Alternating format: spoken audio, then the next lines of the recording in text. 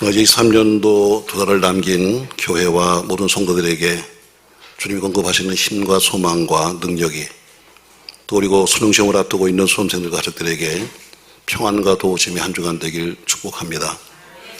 또 질병과 싸우고 있는 모든 투병중인 성도들에게도 치유의 능력이 함께 하시길 주의 이름으로 소망합니다. 사람에게 가장 무서운 병이 있는데 그 병은 사실 암이 아닙니다.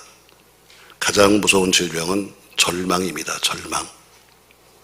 피스라고 하는 무서운 전염병이 온 유럽에 퍼지는데 그때 한 마을에 이 피스근을 전염시키려고 악마가 들어옵니다. 신부가 이걸 막죠. 신부하고 악마하고 만나서 타협을 합니다. 악마가 말합니다. 내가 이 마을에서 500명만 내가 죽일 테니까 양해하세요. 결국엔 500명만 하고 약속을 했어요. 근데 막상 나중에 보니까 1000명이 죽은 거예요. 신부가 말합니다. 약속이 다르잖아 했더니 아니 내가 죽인 건 500명인데 나머지 500명은 두려워서 죽었습니다. 두려움이 이렇게 무서운 겁니다. 여러분. 절망과 두려움. 세계 2차 대전 때에 일본과 독일군과 싸우던 미군이 35만 명이 죽었습니다. 근데 이 더 심한 것은 35만 명이 가서 전쟁에 죽은 것보다 더 심한 것은 그 국민들이 미국 사람들이 염려와 근심과 걱정 이 사람이 그거 하다가 그렇게 걱정하다 죽은 사람이 100만 명이 되는 거예요. 토이스토이가 죽은 다음에 그의 손에 메모지가 하나 나왔는데 그 메모지에 이렇게 써 있습니다. 인생은 뜬구름 같고 고달픈 여정은 지나가는 것이다. 그러나 절망하지 않으면 반드시 살 길은 있다. 인생은 다 힘든 길을 가고 있지만 그러나 절망하지 않으면 반드시 살 길이 있다는 겁니다. 괴력적으로 말합니다. 인간을 죽음에 이르게 하는 병은 절망밖에 없다 이렇게 말하고 있어요. 오늘 저는 본문을 통해서 절망과 고통 속에서 몸부림치고 있는 한 사람을 소개합니다. 엘리야죠. 우리가 엘리야 하면 항상 능력 있는 종, 하늘에서 불을 끓이러 내리는 종 이렇게 생각하는데 오늘 본문에 보면은 아주 절망 속에 빠져있는 한 사람을 보게 됩니다. 며칠 전만 해도 갈멜산에서 바알 선지자들과 더불어 자그마치 850대 1의 영적 전쟁을 해서 승리했던 오늘 능력의 선지자. 도저히 절망이라고 하는 단어와는 어울리지 않는 사람인데 오늘 엘리야에게 큰 절망이 찾아옵니다. 그럼 엘리야를 무엇으로 절망이 빠졌습니까, 여러분? 이 얘기는 여러분 잘 아는 얘기니까 굳이 다 읽지 않아도 그는 하나님의 역사를 봤습니다. 놀라운 사건 하늘에서 불이 떨어졌습니다. 이 사건을 보면서도 전혀 회개하지 않는 아합 왕과 이세벨을 바라보면서 절망했습니다. 하늘에서 불이 내려왔음에도 불구하고 세상에 그걸 보고도 꿈쩍도 안 하고 있는 아합 왕과 이세벨을 보면서 절망했어요. 또 절망했습니다. 타락해서 3년 반 기근이 왔는데 3년 반 기근 속에서 먹을 것도 없고 다 망해가는 이 나라를 바라보면서 절망했습니다. 이제 어떻게 살지? 또 왕에게 아부하기 위해서 타락해버린 종교를 바라보면서 그런 절망했습니다. 또 한 가지는 가장 무서운 것은 이 세상에 나 하나밖에 없네. 내 힘으로는 도저히 안 되냐는 자기의 역부족을 깨닫고 나서는 절망했어요. 결국 이 절망 때문에 그는 오늘 로덴나무 밑에 가서 쓰러져서 자포자기하고 있는 그 모습을 오늘 기록하고 있는 겁니다. 그런데 절망 속에 있는 그 엘리야를 하나님이 만져주셨습니다. 그 하나님이 만져주심으로써 하나님을 만난 엘리야는 다시 한번 재기해서 주어진 사명의 길을 가기 시작했습니다. 다시 말해 절망 가운데 새로운 소망을 발견한 거죠. 전 여러분과 저에게도 절망 가운데 새로운 소망이 있길 주의 이름으로 축복합니다. 그러면 엘리야가 무슨 체험을 했는데 도대체 어떤 일을 체험했는데 이런 일이 생겼을까? 오늘 성경 3가지를 말하고 있어요. 첫 번째, 하나님의 큰 사랑을 그가 발견합니다. 오늘 본문처럼 이세벨이 말합니다. 내가 다 내일까지 저 사람을 죽일 거야. 이 엄청난 사건 앞에서 엘리야는 결국 그의 손길을 벗어나서 광야에 나갑니다. 그리고 광야에 나가서 다 지쳐버린 그가 로덴나무 밑에 앉아있는데 엘리야를 만지시는 사랑의 손길을 그가 느끼게 됐습니다. 며칠 동안 먹지도 못하고 며칠 동안 좀 굶었던 그에게 하나님이 직접 준비해서 주신 떡과 음료를 먹으면서 하나님의 사랑이 얼마나 큰가를 깨닫게 되었죠. 저 여러분 극진하신 하나님의 사랑을 우리가 느낄 수 있길 주 이름으로 바랍니다. 두 번째 본다면 엘리야가 크게 절망했던 이유가 뭐예요? 자기 사명을 잊어버린 거예요. 내가 지금까지 감당했던 그 사명, 이게 가장 잊어버린 게 원인인데 쉽게 말하면 나는 이제 별 볼 일 없어요. 내가 아무리 해도 난 안 되잖아요. 차라리 하나님 날 죽여주세요. 이젠 다 끝났어요 하고 체험했을 때 오늘 하나님께서 말씀하시길 아니야. 너 사명 끝난 거 아니야. 너 아직 할 일이 남았다면서 사명을 재인식시켜 주셨습니다. 자, 말씀 우리 15절 말씀 보세요. 자, 15절과 16절 말씀 같이 한번 읽겠습니다. 여호와께서 그에게 이르시되 너는 네 길을 돌이켜 광야를 통하여 다메섹에 가서 이르거든 하사엘에게 기름을 부어 아람의 왕이 되게 하고 너는 또 님시 아들 예후에게 기름을 부어 이스라엘 왕이 되게 하고 또 아벨르홀라의 사밧의 아들 엘리야에게 기름을 부어 너를 대신하여 선지자가 되게 하라. 그에게 사명을 말씀하십니다. 너 사명 끝난 거 아니야. 네가 지금 이걸로 끝난 거 아니다. 너는 앞으로 할 일이 남았어. 바로 이 할 일이 바로 사람으로 하여금 움직이게 만드는 거예요. 전 여러분에게 지난 시간인가 이런 얘기 했잖아요. 도대체 노인은 누구고 청년은 누구냐? 노인과 청년의 기준이 뭐냐? 아무리 나이가 많아도 할 일이 있는 사람은 그리고 꿈인 사람은 청년이고 아무리 나이가 어려도 꿈이는 사람은 노인이다. 기억하세요? 다 잊어버렸구나. 다시 한번 할게요, 여러분. 아무리 젊어도 내일에 꿈이 없으면 뭐예요? 노인이에요. 그러나 아무리 나이가 들었어도 내일에 할 일과 꿈인 사람은 뭐예요? 저는 청년이에요. 저 여러분을 엘리야가 뭐예요? 난 모든 걸 다 잃었습니다. 사명도 잊어버리고 다 잊었었는데 이제 다시 하나님께서 그의 사명을 주시면서 넌 할 일이 있어. 끝난 거 아니야. 넌 가서 아람의 왕을 세우고 이스라엘 왕을 세우고 네 후계를 세워야 돼 하는 이 사명을 받음으로써 그가 다시 한번 소망이 생겼다는 것이죠. 또 한 가지 엘리야가 왜 소망이 생겼는가? 그는 항상 생각했어요. 하나님, 나 혼자예요. 나 혼자밖에 없습니다. 나 혼자 남았습니다. 근데 오늘 뭐라고 말씀하십니까? 아니야. 너 혼자가 아니야. 아직도 우상 앞에 무릎을 꿇지 않은 7,000명이 있다고 하는 바로 이 말을 듣는 순간에 엘리야는 희망이 생겼어요. 왜? 너 말고도 믿음의 정절을 지키는 자가 또 있다는 사실이에요. 확실한 사실을 알게 되니까 어때요? 아하, 나 혼자가 아니네? 그런 힘이 된 거예요. 그럼 오늘 이 본문을 통해서 우리에게 무슨 교훈을 주시는 겁니까, 여러분? 신앙인인 여러분과저도 때론 절망할 때도 있고 고난에 처할 때도 있고 심한 역경에 빠질 때도 있습니다. 때론 경제적인 고난이 올 때도 있고 질병 때문에 고난이 올 때도 있고 때론 정치적인 고난도 있고 때로는 대인관계로 오는 고난, 참 괴롭고 힘들 때가 많습니다. 아무리 예수 잘 믿는다 할지라도 고난이 피하지는 않으니까요. 아무리 내가 용기를 내고 담대한다 할지라도 우린 적어도 일생을 살면서 때론 크게 때론 작게 그런 절망감을 가질 때가 있는 거예요. 오늘 본문에 뭐라고 말씀합니까? 너 어떠한 악조건에도 절대로 절망하지 마라. 내가 지금 어떤 처지에 있어도 뭐하지 마라? 절망하지 마라. 옛날 우리 조상들이 이렇게 말합니다. 하늘이 무너져도 뭐가 있다? 어떻게 그걸 다 알아요? 이제 솟아날 구멍이 있다고 그래요. 근데 사실 여러분 잘 생각해 보세요. 하늘이 무너져? 안 무너집니다, 여러분. 절대로. 살 길은 무수히 많습니다. 그럼 왜 우리 신앙이 여러분과 제가 왜 참담한 환경 속에서도 절망하지 않을 수 있는가? 오늘 성경은 세 가지를 말씀하고 있어요. 여러분과 제가 지금 견디기 힘든 의미 있다할지라도 이건 최대의 절망이야 해도 우리 살아날 길이 있습니다. 어떻게? 첫 번째, 하나님의 어루만지는 사랑의 손길을 만나십시오. 아무리 믿음이 좋아도 우린 절망할 때가 분명히 있어요. 때론 너무 삶이 지치기도 하고 괴로울 때도 있습니다. 그러나 이런 상황 속에서 우리가 절망하지 않을 수 있는 비결은 하나님의 더 큰 사랑을 체험하는 겁니다. 주님의 따뜻한 사랑을 발견하는 겁니다. 여러분 요한복음 21장에 보면 베드로가 나오잖아요. 자, 예수님 그렇게 믿었던 예수님은 십자가에 죽어버리고 이제는 사명이고 뭐고 다 내팽개치고 버리고 옛날에 쓰던 기구를 꺼내가지고 가서 고기 잡는 베드로. 한때는 주님께서 말하기를 너를 내가 사람 낳는 어업을 만들게 했던 큰 사명 다 잊어버리고 이제는 옛날로 돌아가서 다시 동료들과 더불어 고기를 잡습니다. 그런데 한 마리도 못 잡았습니다.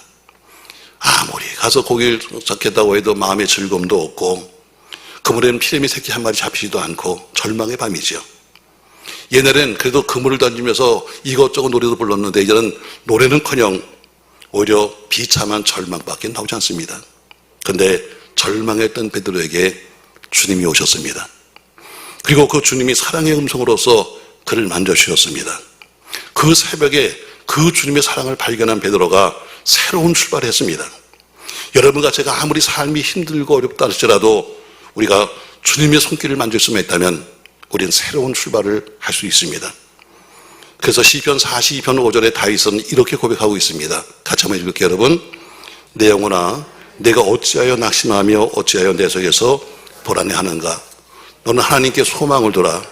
그가 나타나 도우심으로 말미암아 내가 여전히 찬송하리로다. 아멘. 내 영혼아, 내가 어찌하여 내가 낙심하고 불안해하니. 너로 하나님을 찬송하자. 그분이 분명히 도와줄 거 하는 것처럼 끝없는 절망 속에 있다 할지라도, 모든 이 뜻대로 안 된다 할지라도, 세상에 믿고 있던 모든 것이 하나씩 다 무너진다 할지라도 주님은 여전히 계신 것을 믿으시길 주의 이름으로 축복합니다. 시편 기자가 낙심하고 불안할 때 하나님을 바라봤던 것처럼 힘들 때일수록 하나님을 바라보면서 사랑의 손길을 체험하시길 주의 이름으로 축복합니다. 사람은 어려움이 크면 클수록 더 큰 하나님의 임재를 맛볼 수 있습니다. 야곱이 야복강가에서 최고의 절망 속에서 하나님 만나서 분이엘의 아침이 됐던 것처럼 모든 산 다 잊어버렸습니다. 자식도 잊어버렸습니다. 자신의 건강도 잊어버렸습니다. 아내도 다 자신을 저주하고 도망가 버렸습니다. 친구마저도 괴롭히고 있습니다. 동방의 의라고 했던 욥, 그는 낙심할 수밖에 없었죠. 왜? 믿음으로 살았는데 그 누구의 위로도 그 누구의 말도 도움이 되지 않았습니다. 욥은 극심한 절망 속에 빠졌습니다. 그런데 그에게 소망이 생겼습니다. 왜? 그에게는 하나님의 사랑이 있었기 때문입니다. 하나님은 욥을 사랑할 뿐 아니라 위로하셨고 소망 중에 그에게 회개시켜 주셨습니다. 사랑하는 성도 여러분, 하나님의 사랑의 손길을 더욱 크게 느끼시기를 주의 이름으로 소망합니다. 두 번째 보면 오늘 본문처럼 자기 사명을 깨달으면 다시 한번 우리가 힘을 가질 수 있습니다. 하나님의 사랑을 깨달은 사람들은 자기 사명을 깨닫게 됩니다. 엘리야가 가장 절망했던 이유 중에 하나가 뭐냐면 자기 사명을 잊어버린 거예요. 그러니까 앉아서 하는 소리가 뭐예요? 죽었으면 좋겠어요. 죽었으면 좋겠어요 하면서 푸념 섞인 말을 하고 있는 엘리야에게 뭐라고 말씀해요? 너 아직 할 일이 있어. 너 아직 할 일이 남아있다 하면서 사명을 알게 하심으로써 엘리야가 다시 한번 자신의 필요성, 내가 여기 살아야 될 이유를 그는 알게 된 거예요. 미국의 프랭크 잭슨이라고 하는 청년은 교통사고로 양손과 양팔을 다 잊었습니다. 여러 번 자살을 시도했어요. 왜? 양손도 없고 두 발도 없는데 어떻게 살겠어요? 여러 번 자살을 시도하다가 결국 그리스도를 만나게 됐습니다. 주님 만난 거죠. 근데 그가 만난 주님은 사랑의 주님이었어요. 그래서 그가 생명과 능력의 주님을 만난 다음에 그냥 가만히 있을 수가 없는 겁니다. 내가 이걸 어떻게 내가 전파하지? 어떻게 내가 주님을 전하지 하다가 난 손도 없고 발도 없어. 내게 남은 것이 무엇이지 보니까 손도 없고 발도 없는데 입은 남았더라고요. 그가 입으로 편지를 쓰기 시작했습니다. 입으로 펜을 물고 편지를 썼는데 자그마치 4,000통을 썼습니다. 그리고 3,000명을 전도했습니다. 입으로 그 많은 편지를 쓴다는 것이 여러분 얼마나 힘들겠어요. 육체적으로 굉장한 고통이 따랐지만 그러나 고통 속에서 주님을 생각하면서 받은 주님의 사랑을 기억하면서 이게 내게 사명이야. 그래서 사명으로 그걸 한 겁니다. 주님께 받은 사랑 발견하게 되면 나는 주님께 뭘 하면 좋을까? 여러분, 우리가 부모님 사랑을 깨닫는 사람들은 부모에게 맨날 뭘 주세요가 아니라 내가 나를 사랑하신 부모를 향해서 내가 뭘 하면 좋을까 하고 생각하는 것처럼 주님으로부터 바로 사랑을 받은 사람은 내가 주를 위해서 무슨 일을 하면 좋을까 하는 마음으로 할 일을 찾게 되는 겁니다. 교회 감사하는 사람은 내가 교회에서 뭘 받을까가 아니라 내가 교회에서 뭘 드리면서 할까를 생각하는 것처럼 나라 사랑하는 사람은 나라 위에 사명을 갖습니다. 교회 사랑하는 사람이 교회의 사명을 갖습니다. 가정 사랑하는 사람이 가정의 사명을 갖습니다. 주님 사랑하는 사람이 주를 위한 사명을 갖는 겁니다. 요새는 좀 보기가 좀 드물던데 송명희 시를 여러분 아실 겁니다. 복음성가 작사가. 심한 장애죠. 말 한마디 하려고 해도 온몸을 다 비틀어야 되고 글 한 자 쓰려면 온몸을 힘들게 움직여야 되는 중증 장애인입니다. 얼굴이 근육도 정상적이 못해서 그냥 한번 인간적으로 바라본다면 정말 절망할 수밖에 없는 사람입니다. 그런데 그의 작사장 중에 사명에 대한 시를 썼습니다. 이런 시예요. 나 오늘 날 밤 주님의 사랑을 한 몸에 받았네. 이 생명 다하도록 주님을 찬양하리. 여러분, 그 몸을 한 글자 글 쓰래도 말 한마디 해도 온몸을 다 비대는 그 중증장애인이 나 오늘 주의 사랑을 받았네. 나 주님을 찬양할 거야 하면서 그가 평생토록 찬양하기를 작정했던 것처럼, 사랑하는 성도 여러분, 전 여러분과 저의 남은 사명을 다시 한번 확인해 보시기를 주의 이름으로 축복합니다. 나는 어떤 사명자지? 나는 어떤 사명자지? 그래, 여러분, 가장이, 전 여러분이 자주 말하잖아요. 가장이, 사실 우리 뭐 남자들 불쌍합니다, 여러분. 왜 나이 한 50 넘어가면 다 집에서들 여러분 별 볼 일 없잖아요. 아멘 하잖아요. 어쩔 수 없어요. 뭐 사람이 유능하고 다 떠나가지고 한 50 넘어가면 여러분 사회 가서도 사실 쓸 자리가 없고, 그나마도 가정 가도 사실 쓸 자리가 별로 없습니다. 어디 가도 그냥 구박덩어리죠. 구박덩어리. 이게 사실 우리의 현실의 모습입니다. 그러나 우리 과거를 생각해 보세요. 제가 인생을 살면서 아주 힘들 때, 정말 사업하다 실패해가지고 정말 여기저기 도망다니면서 살 때, 저는 원래 이렇게 꽃을 보면서도 이쁜 줄을 잘 몰라요. 난 워낙 성이 무딘 사람이 돼가지고 어릴 때부터 쇠만 보고 살아가지고 저는 감정이 별로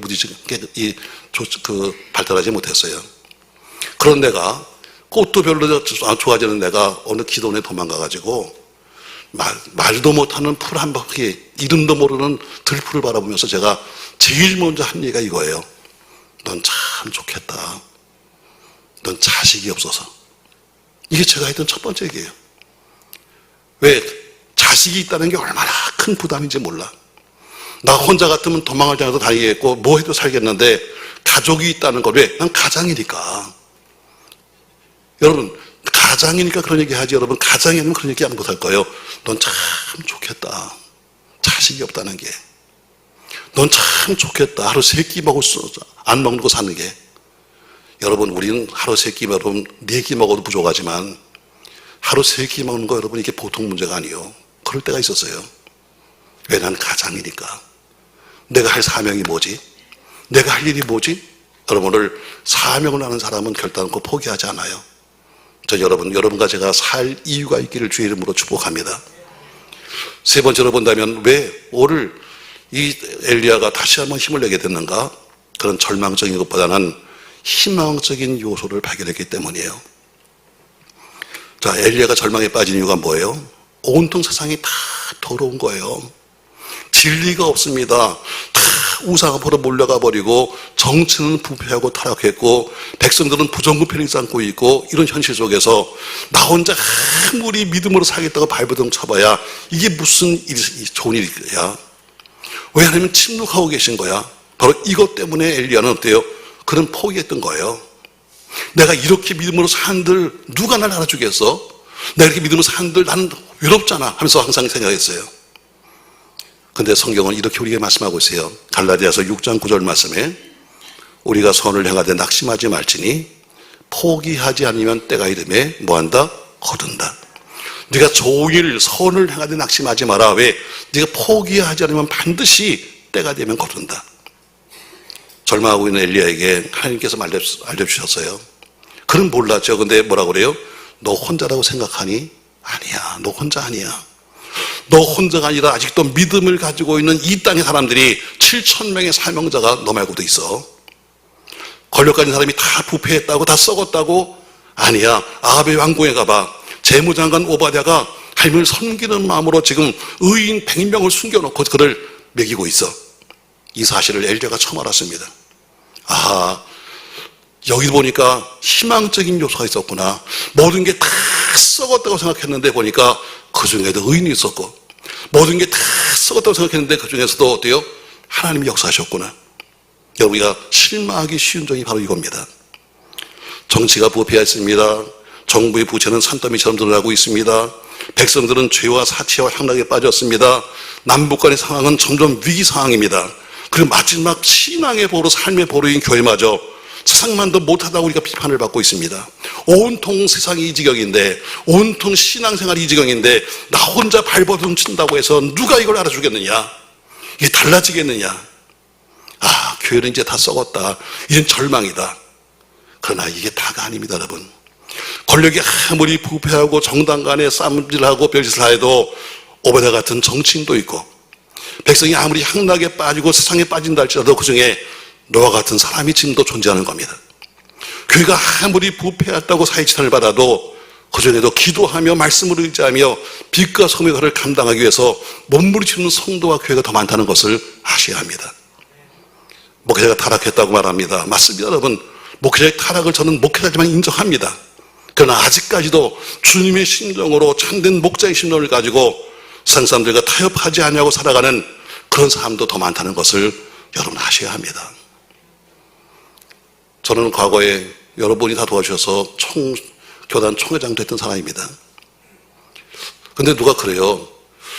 정치하려면 누가 가까운 사람이 있어야 되는데 목사님은 도대체 친구가 누구예요? 아무리 봐도 교단에 친구가 없는 거야. 친구가 누구예요? 내가 생각해보니까 친구가 한 명도 없어. 왜? 친구는 함께 놀아줘야 되고 함께 먹어줘야 되고 함께 다녀야 친구가 되는 거지, 아무리 좋은 친구라 할지라도 서로 안 만나면 친구가 될 수 없어요. 근데 난 그 꼴이 안 되는 거야. 같이 먹으러 가자, 난 이게 양해가 안 돼. 같이 놀러 가자, 난 이게 양해가 안 돼. 그러니까 어때요? 난 친구가 없는 거예요. 난 친구가 하나도 없네. 난 친구가 하나도 없네. 어떻게 보면 내가 바보지. 그렇게 믿음으로 살아보자고, 그렇게 목회해보자고 했지만, 그러나 어때는 어때요? 더 막힘이 많아. 나 혼자 이 사는 거 아니야? 세상의 목사가 다 이 길로 가는데 나 혼자 딴 길로 가는 거 아니야? 하면서 어때 때로는 손을 들 때가 있어요. 근데 보니까 어때요? 오늘 본문에 말씀해요. 너 말고 또 많아. 너 말고 많다. 아멘 좀 해봐. 당신 말고도 얼마든지 많아. 여러분 실망하지 마세요. 그래도 믿음을 지키려는 사람이 꽤 많고, 힘들어도 교회를 지키는 사람이 더 많고, 힘도 이렇게 살려는 사람들이 더 많은 거예요. 다른 성도 여러분, 절망 중에 계십니까? 주님의 사랑을 발견하십시오. 그리고 주님이 여러분과 저에게 지금도 사명이 있다는 것을 다시 한번 알려주셔서, 또 한 가지, 아직까지도 하나님의 뜻대로 살려고 하는 사람들이 더 많다. 눈에 보이는 몇 사람, 눈에 보이는 타락한 사람들만 바라보면서 볼 것이 아니라 숨어서 지금도 뒤에서 믿음으로 살려고 애쓰는 사람이 더 많다. 기억하시면서 여러분 꼭 승리하시길 주의 이름으로 축복합니다. 여러분 이 민족에 대해서 우리가 실망하고 계십니까? 그래서 우리 스스로가 썩은 민족이라고 말하고 있습니까? 눈을 뜨고 보세요. 여러분 하나님이 대한민국을 사랑하고 계십니다. 이 나라에 여러분 특별한 무슨 지하자원이 있나요? 내놓을 만한 정치가 있습니까? 그럼에도 불구하고 하나님이 이만큼 대한민국을 축복해 주셨습니다. 그리고 지금까지 축복하신 하나님께서는 결단코 이 나라 이민족과 그리고 5만 개의 교회와 성도들 결단코 버리지 않습니다. 사랑하는 성도 여러분, 하나님을 의지하십시오. 권세와 능력의 주인 되시는 주님께서 우리 모두를 절망에서 희망으로 바꾸실 줄로 믿습니다. 투병중에 있는 성도들의 절망에서 희망으로, 상해의 어려움과 직장으로 인해서 어려움 속에 있는 성도들이 다시 한번 희망으로, 수능시험을 앞둔 자녀들과 모든 자녀들의 미래도 절망 속으로 희망으로 변화되기를 예수님의 이름으로 축복합니다. 제가 얘기했지만 여러분도 어떤 사람은 종종 졸더라고. 나 이름은 안 밝히는데 어떤 사람이 좀 졸았어. 그래서 내가 정리해 드릴게. 제가 오늘 세 가지 얘기했어요. 엘리야가 그 절망 속에서, 최고의 절망 속에서 어떻게 소망이 생겼을까? 세 가지. 첫 번째, 하나님의 사랑의 손길을 느꼈다는 거예요. 여러분 주님의 손길을 느끼십시다. 여러분을 향해서 손을 내미시는 그 주님의 손길.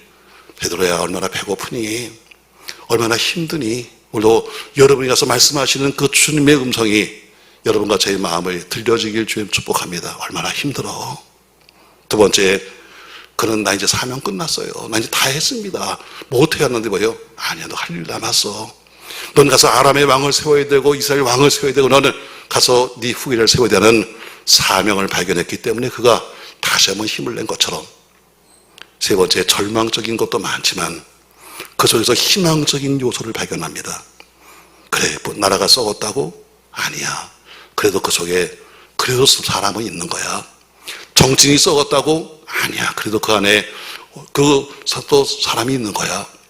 교회가 썩었다고? 아니야. 썩은 게만 있는 것이 아니라 그래도 믿음으로 사는 교회도 있는 거야. 이게 뭐예요? 희망이에요. 저 여러분 절망 속에서, 절대 절망에서 절대 소망으로 바뀌는 여러분과 제가 되시기를 예수님의 이름으로 축원합니다. 고마우신 전능하신 아버지, 은혜를 감사합니다. 엘리야 하면 승리의 사람, 능력의 사람 하고 말하지만 그러기에 그는 더 큰 절망에 빠지고 말았습니다. 오늘 절망에 빠진 그 엘리야를 다시 세우셔서 소망 갖게 하신 하나님, 우리 모든 교들이 때로는 인생을 살다가 힘들고 어렵고 좌절했을 때 그냥 두지 마시고 다시 한번 엘리야에게 내밀었던 그 손을 내밀어 주셔서 만지시고 위로하시고 다시 한번 사명을 발견케 하시고 희망적인 요소를 주셔서 다시 한번 일어날 수 있도록 역사하여 주시옵소서. 예수님의 이름으로 기도합니다. 아멘.